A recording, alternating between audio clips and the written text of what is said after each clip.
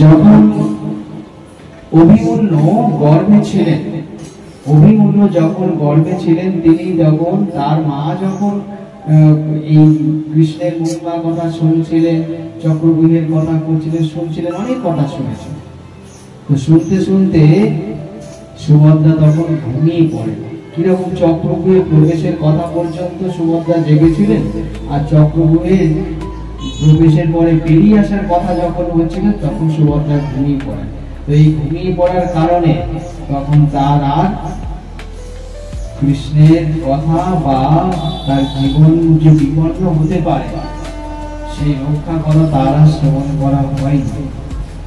তো মা যেহেতু ঘুমিয়ে গেছিলেন সেহেতু তার আর শ্রবণ হয়নি। আর শ্রবণ না হওয়ার জন্য অভিমন্যুকে বধ হতে হলো, কারণ অভিমন্যুর সময়কালে সেখান থেকে বেরোবার রাস্তা পাচ্ছিলেন না।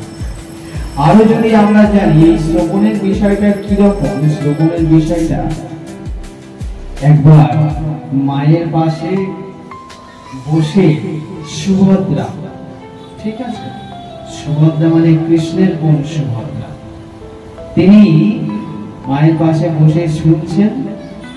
আর মা তাদেরকে কি বলছেন? বলছেন, জানিস তোর দাদা বলরাম আর কৃষ্ণের মহিমা? বলছে, না, তুমি বলো। বলছে, আরে তুই যদি জানিস না তাহলে তুই অবাক হয়ে যাবি। বলছে, তাহলে বলো। তো মাতা কি করছেন?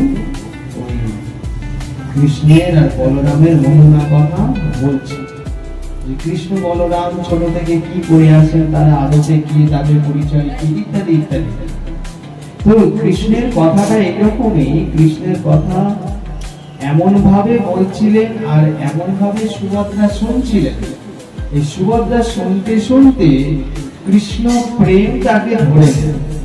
কৃষ্ণের যে অষ্টসাত্ত্বিক বিকার, কৃষ্ণ প্রেম তাকে ধরে নেয়, এবং কৃষ্ণ প্রেম অষ্টসাত্ত্বিক বিকার ধরে নেওয়ার সাথে সাথে তার মধ্যে কি হলো না, অশ্রু, কম্প, বৈবর্ণ, শ্বেত, এইসব যে অষ্টসাত্ত্বিক বিকার, কাঁপানি, সেগুলি সব এসে যায়।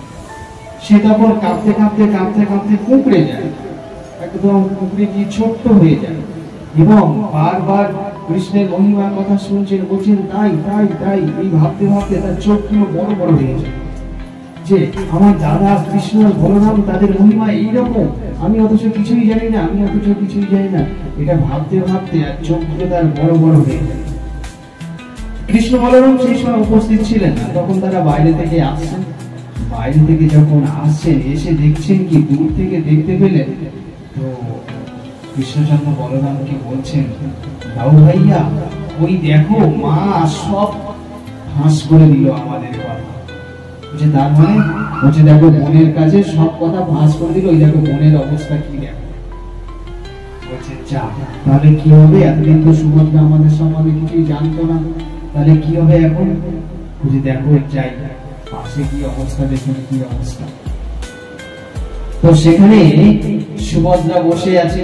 সুভদ্রা কৃষ্ণ প্রেমে তার শরীর রোমাঞ্চিত, কম্পাসিত, এবং তিনি কাঁপছেন এবং সংকোচন হয়ে গেছেন, কুকড়ায় গেছেন, তার সারা শরীর কুকড়ে ছোট্ট হয়ে গেছে, এবং যত শুনছেন তার চোখগুলো বড় বড় হয়ে যাচ্ছে, যে এইরকম হতে পারে, আমার দাদা এরকম, আমার দাদা এরকম, এই ভাবতে ভাবতে তার চোখগুলো অনেক বড় বড় হয়ে যায়।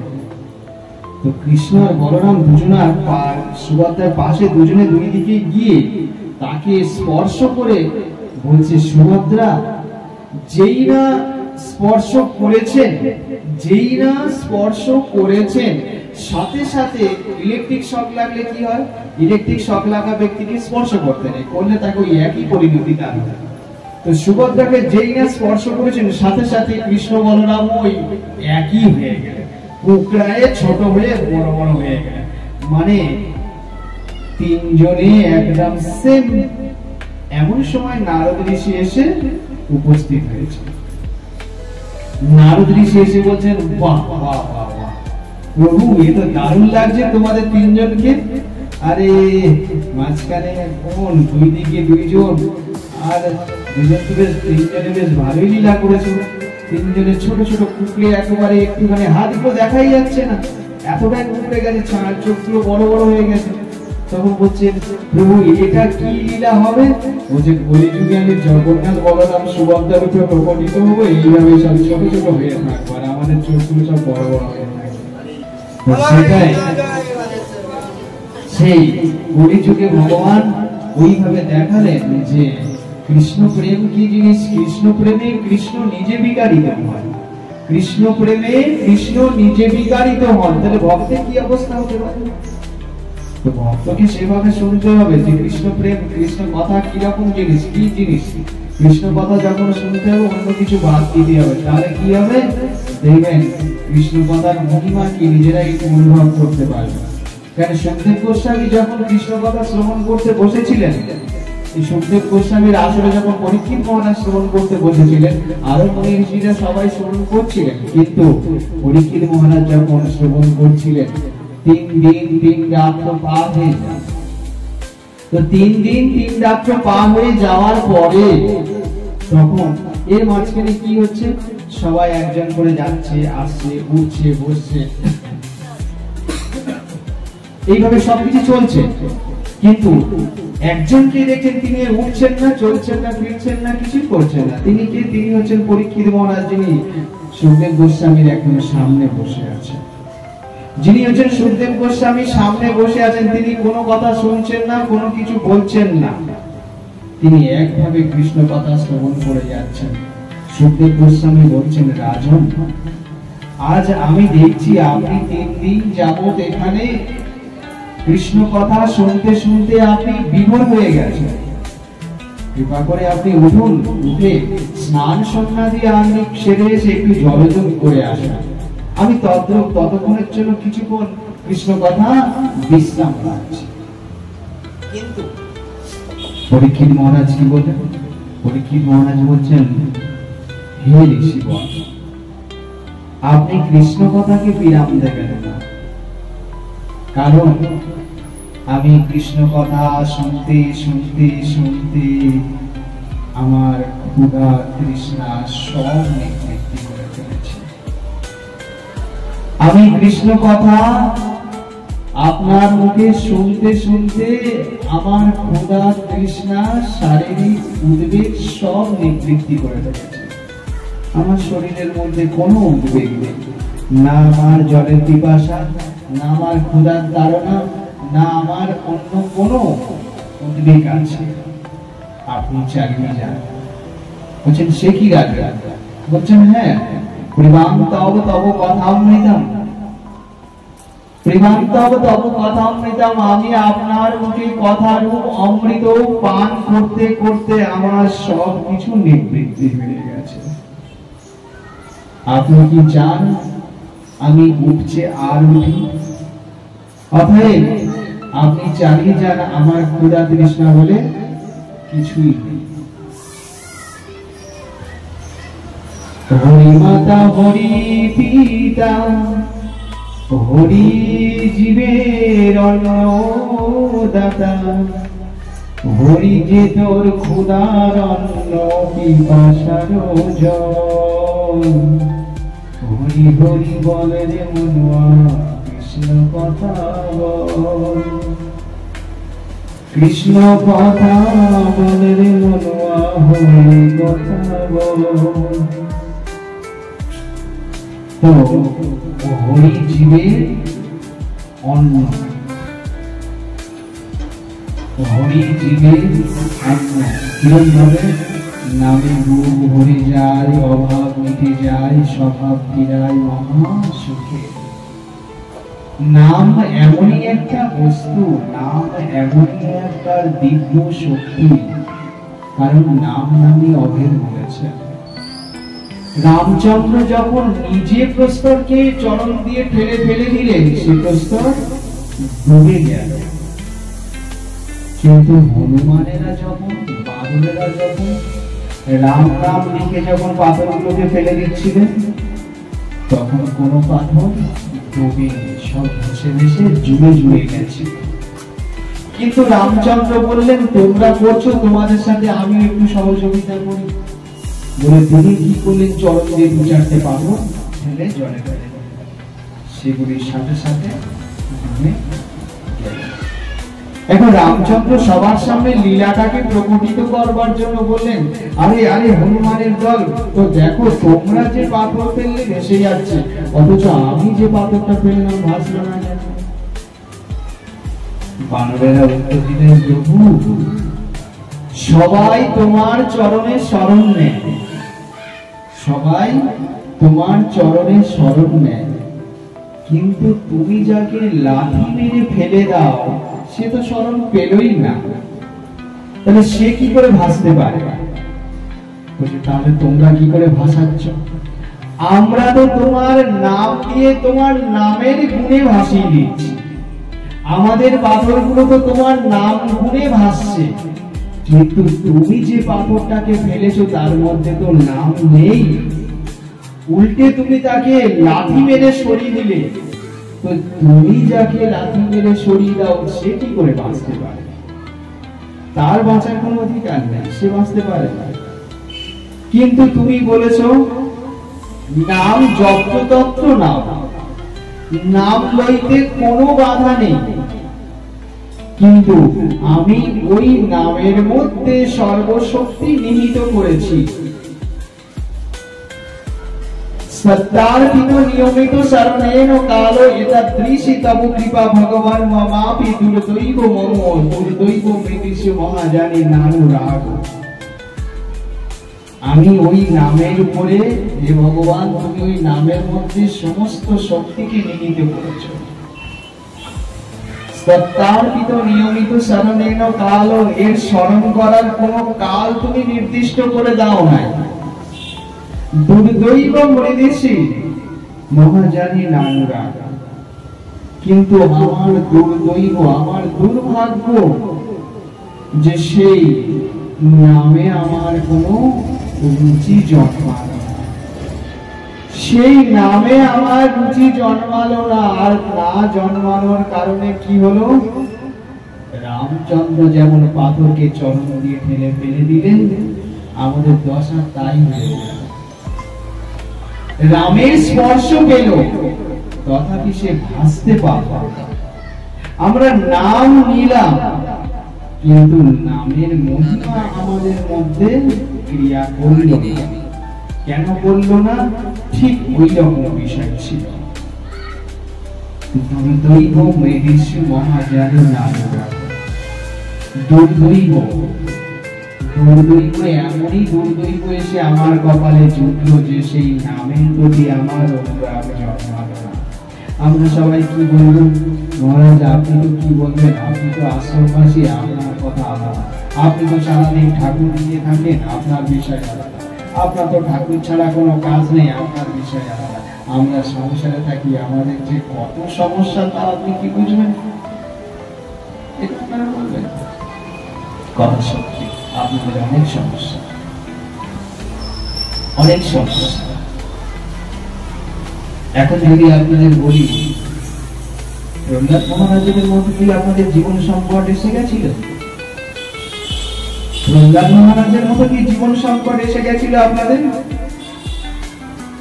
যদি আমি বলি অমরদার মতো কি আপনাদেরকে পাশানি করে জঙ্গলে ফেলে রেখে দিয়েছিল?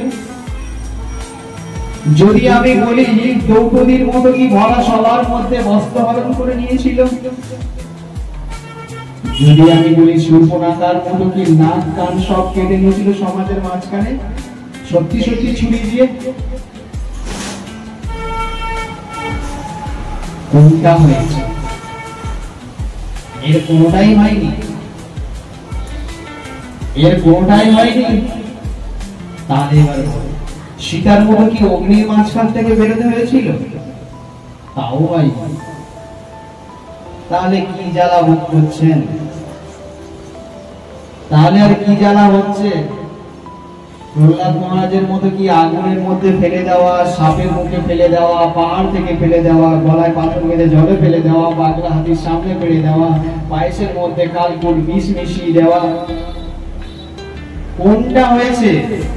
কোনটাই হয়নি। ওই নমুনা দেখাতে পারবেন না, এগুলি কোনটাই হয়নি, কোনটাই হয়নি। তাহলে কি করে বলছেন কৃষ্ণ ভক্তের দারিদ্রতাই শ্রেষ্ঠ? কৃষ্ণ ভক্ত যত উপরে উঠতে চাইবে, কৃষ্ণকে কৃষ্ণ ভক্ত বলবো না, কথাটা মনে হলেই বলি। অতএব কামৈস্তৈ ঋতজ্ঞানা প্রপদ্যান্তে ন অন্য দেবতা, গীতা শ্লোক। অর্থাৎ যাদের মন পুরোপুরি কামনা বাসনা দ্বারা পরিপূর্ণ, তারা কৃষ্ণকে ছেড়ে দিয়ে দেব দেবী শরণাপন্ন। যাদের মন বিভিন্ন কামনা বাসনা দ্বারা পরিপূর্ণ, তারা কৃষ্ণকে বাদ দিয়ে, কৃষ্ণচন্দ্র নিজেই বলছেন কামৈস্তৈ ঋতজ্ঞানা প্রপদ্যান্তে ন অন্য দেবতা, যারা বিভিন্ন ভাবে বিভিন্ন বাঞ্ছা করে থাকেন, তারা সবসময় দেব দেবীর আশ্রয় চাই। কারণ ওনারা মনে করেন দেব দেবীর কাছে গেলে অতি সহজেই সেই ফলটা লাভ করব। কিন্তু যিনি কৃষ্ণ ভক্ত, তিনি জানেন তুমি লাভ কি করবে আমি জানি না, কিন্তু রাখে হরি মারে কে, আর মারে হরি তো রাখে কে। ঈশ্বর যা করেন মঙ্গলের জন্য করেন। এখানে কোথাও বলা হয়নি, অন্যান্য কোন দেব দেবীদের নাম ধরে বলা হয়নি যে অমুক দেবতা মারে যদি তো রাখে কে, অমুক দেবী রাখে তো মারে কে, এসব কথা কোথাও বলা হয়নি। কথাটা কি বলা হয়েছে? কথাটা বলা হয়েছে রাখে হরি। তো হরি কে? হরি সম্বন্ধে আপনারা কি বোঝেন? শিব, কালী, দুর্গা, শীতলা, চণ্ডী, কে মনসা, কে কালী? এরা তো কেউই না। শ্রীমদ্ ভাগবত বলছেন যথা তরুর মূল নিশে জানে না তৃপ্তান্তি তৎ পূজা পোশাকা, অর্থাৎ ডালপালা শাখা পোশাকা দেবদেবী সবাই হচ্ছে তার ডালপালা, আর গোড়া হচ্ছেন কৃষ্ণচন্দ্র। এটা শ্রীমদ্ ভাগবত বলছে। তো এখন যদি একটা গাছ শুকিয়ে যায়, আমরা জানি গাছ যদি শুকিয়ে যায়, কিসের জন্য শুকিয়ে গেছে?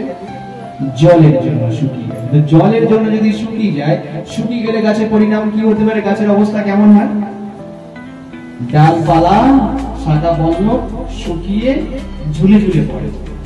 এখন এর জন্য দরকার কি? ঝুলে ঝুলে কেন পড়েছে? জলের অভাবে।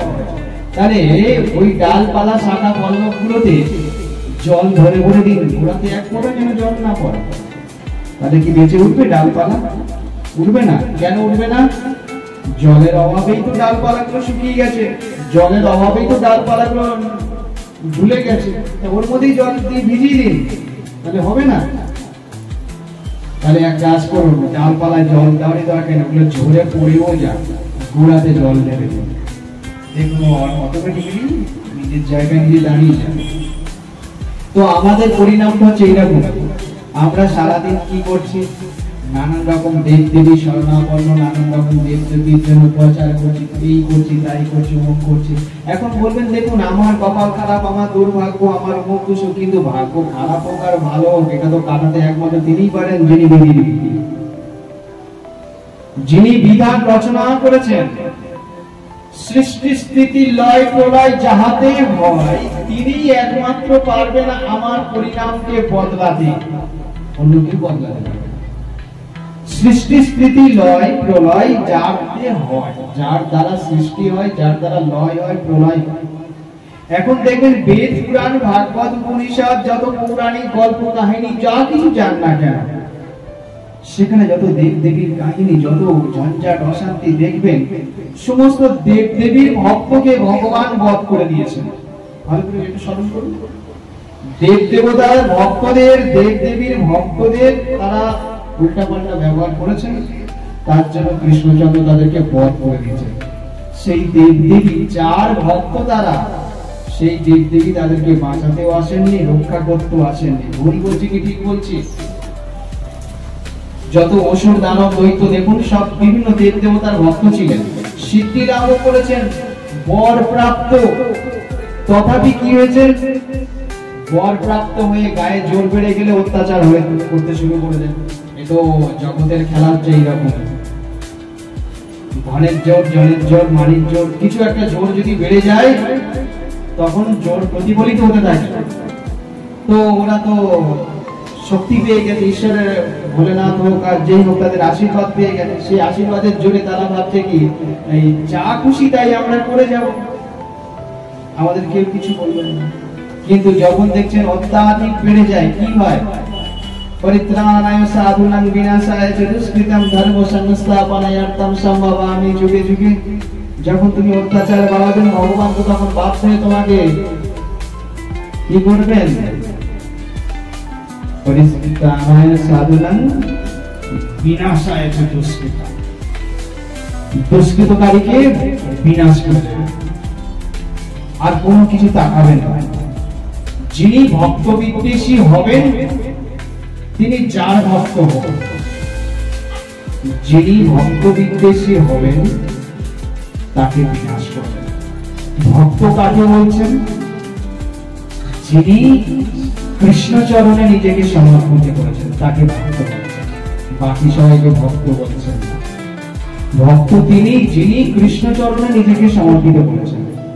যিনি নিজেকে কৃষ্ণ চরণে সমর্পিত করতে পারেন তাকে ভক্ত বলছেন না, কারণ তাকে ভক্তকে কখনো ভগবান মারেন না। ভক্তকে কখনো ভগবান মারেন না, আর ভক্ত নয় বলে তাকে বধ করেন। ভগবান চৈতন্য ভাগবতে মহাপ্রভু বলছেন, কি বলছেন? যে মোর ভক্তদ্রোহ মই সহিতে নাহি পারো, আপন পুত্র হইলেও তাহারে সংহার। মোর ভক্তদ্রোহ মই সহিতে না পারো, আপন ভক্ত হইলেও তাহারে সংহার। দ্বারকা লীলায় যদি আপনারা দেখেন, কৃষ্ণের পুত্ররা যেখানে সেখানে যথেচ্ছাচার করেছেন, তাদেরকে বাধা দেওয়ারও কেউ ছিল না, বলারও কেউ ছিল না। কেন? কৃষ্ণচন্দ্র বলেছেন, আমার বলে আমার পুত্ররা সবাই বলিয়ান, এই ব্রহ্মাণ্ডে তাদের রোখার মতো কেউ নেই। আমার বলে আমার অভিলাষে তারা আবির্ভূত, তাদেরকে আটকাবার কেউ নেই, তাদেরকে বাধা দেওয়ার কেউ নেই, তারা অজেয়। কিন্তু দেখা যায় অপোজিট পক্ষে দেখা যায় অন্য দেব দেবী ভক্তকে ভগবান এসে বধ করে দিলেন, সেই দেব দেবী তাকে সে রক্ষা করলেন না পর্যন্ত। তাহলে আমি যার শরণাপন্ন হব, যাকে আশ্রয় করব, তিনি যদি আমাকে ঠিক মতো আশ্রয় না দেন, তিনি যদি আমাকে রক্ষা না করেন, তার পিছনে সময় ব্যয় করে আমার তাহলে কি লাভ? যার পিছনে সময় ব্যয় করে যদি আমি নিজের শেষ রক্ষা না করতে পারি, শেষ রক্ষা যদি আমার না হয়, কারণ সমস্ত বিধির বিধি হচ্ছেন কৃষ্ণচন্দ্র। আমার বিধির বিধি হচ্ছে যদি কৃষ্ণচন্দ্র হয়ে থাকেন, পাল্টালে তিনি পাল্টাবেন, বদলালে তিনি বদলাবেন, বন্ধ করলেন তিনি বন্ধ করবেন। ভরসা তার উপর একভাবে রাখা উচিত, ভরসাটা একভাবে তার উপর রাখা উচিত এবং আগিয়ে যাওয়া উচিত তাকে স্মরণ করে, তাকে স্মরণ করে তার দিকে আগিয়ে যাওয়া উচিত। কেননা তিনি হচ্ছেন কি? তিনি হচ্ছেন সর্ব মোক্ষদাত্রী। সমস্ত ধরনের যত ধরনের মুক্তি আছে সেই মুক্তি তিনি দিয়ে থাকেন, আর সমস্ত বিঘ্নকে নাশ করে তিনি বিঘ্ন থেকে সবাইকে পরিত্রাণ করে থাকেন। তাই সেখানে বলছে সর্ব বিপদ হারি, সর্ববিঘ্ন হারি। তিনি সমস্ত বিঘ্নকে নাশ করে দিয়েছেন, তার ভক্তকে তিনি তার কাছে রেখেছেন। তিনি গীতাতে পরিষ্কার বলে দিয়েছেন যে ক্ষিপ্রম ভবতি ধর্মাত্মা সচ্চন্তি নিগচ্ছন্তি কৌন্তেয় প্রীতি জানিয়ে নমে মন্তা প্রণশ্যতি। হে অর্জুন, তুমি দীপ্ত কণ্ঠে রথের মধ্যে দাঁড়িয়ে ওঠো, ঘোষণা করো যে আমার ভক্তের কখনো কোনো ক্ষতি হয় না। অর্জুন বলছেন, এটা তোমার কথা, তুমি বলো, আমি কেন বলবো? বলছে, আরে আমার কথা হলো, তোমাকে দিয়ে বলছি, কার কারণ আছে। কেন বলছো আমাকে দিয়ে? আমাকে দিয়ে কেন বলাচ্ছ? বলছে, তোমাকে দিয়ে কেন বলাচ্ছি জানো? আমি সম্মহং সর্বভূতেষু ন মে দেশোস্তি ন প্রিয়, যে ভজন্তি তুমাং ভক্তা ময়ি তেষু চাপঃ।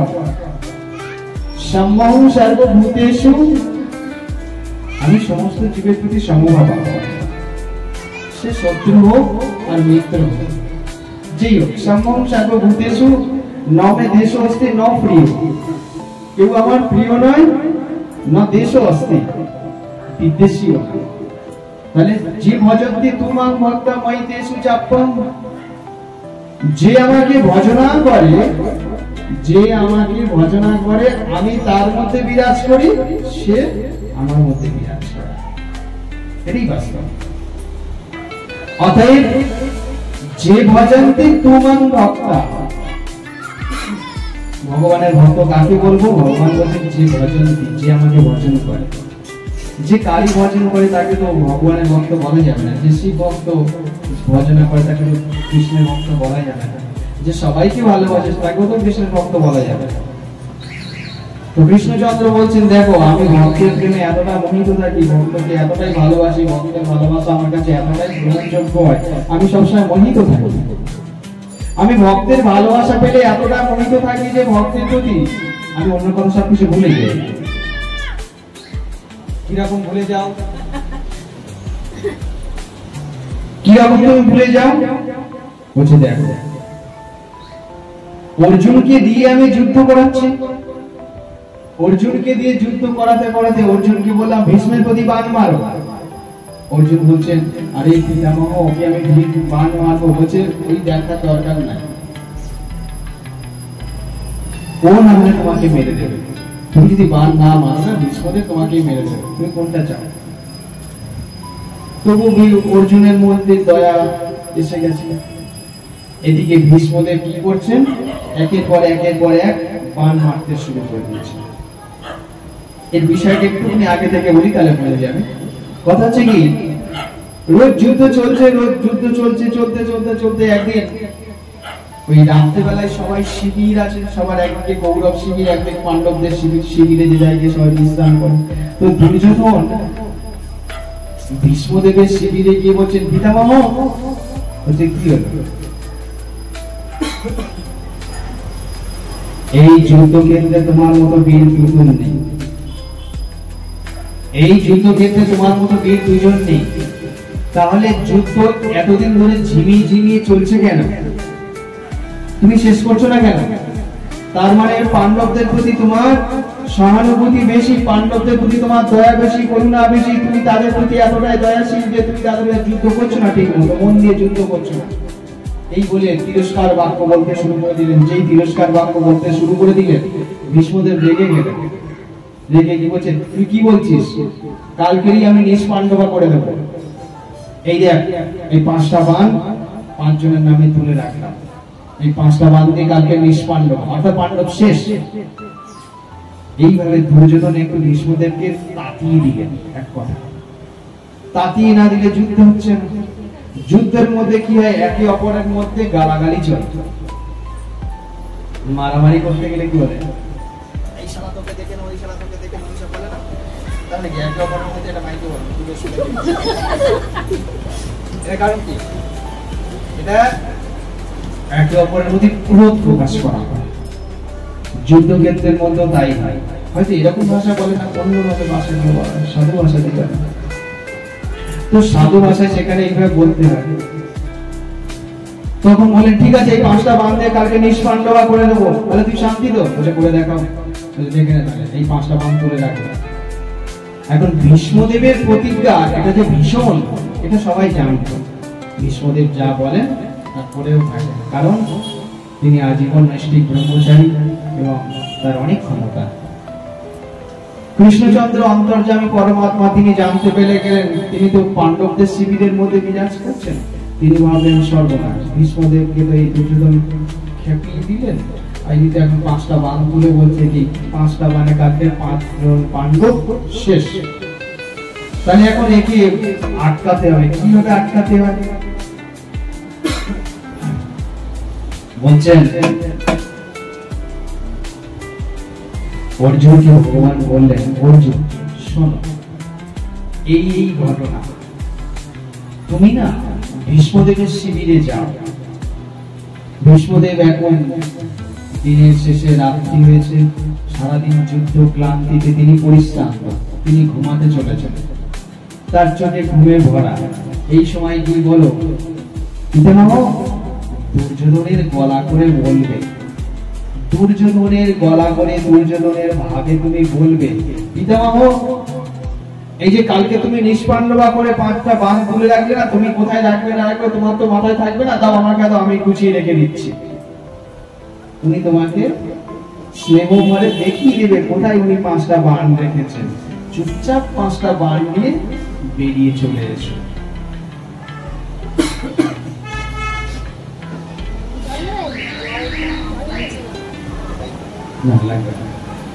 কৃষ্ণচন্দ্র গীতাতে কি বলেছেন?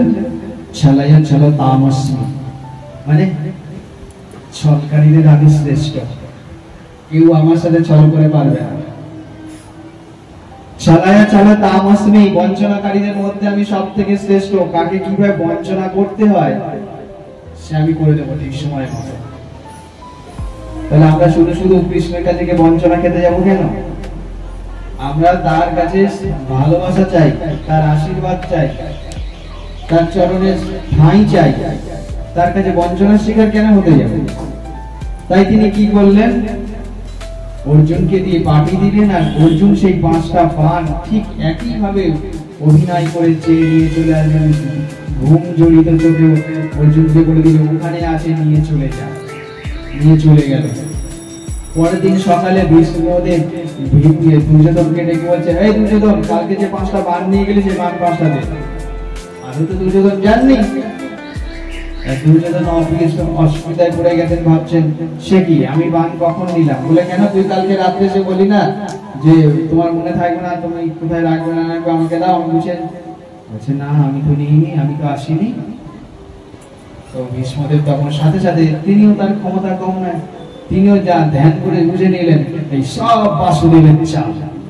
অর্জুনকে পাঠিয়ে দিয়ে আমার সঙ্গে ছল করে 5টা বান এখান থেকে নিয়ে গেছে। সাথে সাথেই খেপে গেলেন, বলেন বাসুদেব তুমি আমার সাথে ছল করেছো না? অর্জুনকে পাঠিয়ে দিয়ে দুর্যোধনের ভান করে পঞ্চপাণ্ডবের মৃত্যুর বানগুলো নিয়ে চলে গেছো। আরে আমি যদি মারবো বলে তুমি কি বাঁচাতে পারবে নাকি আমার হাত থেকে? তো বাঁচিয়ে দেখাও। আজকের আমি নিষ্পাণ্ডবা করবই। তুমি বান নিয়ে গেছো তো কি হয়েছে? আমার তুনির মধ্যে কি শুধু 5টা বানই আছে? বান তো আমার হাজার হাজার আছে। আজ আমি নিষ্পাণ্ডবা করে দেব। তুমি বলেছো যুদ্ধে অস্ত্র ধারণ করবে না। আজকের যদি তুমি পাণ্ডবদের বাঁচাতে চাও তাহলে তোমাকে অস্ত্র ধারণ করতেই হবে। অর্থাৎ মানে তোমার প্রতিজ্ঞা তোমাকে ভঙ্গ করতেই হবে। আমার প্রতিজ্ঞাকে তুমি ভঙ্গ করার চেষ্টা করেছো না, আজ তোমার প্রতিজ্ঞা আমি ভঙ্গ করবো।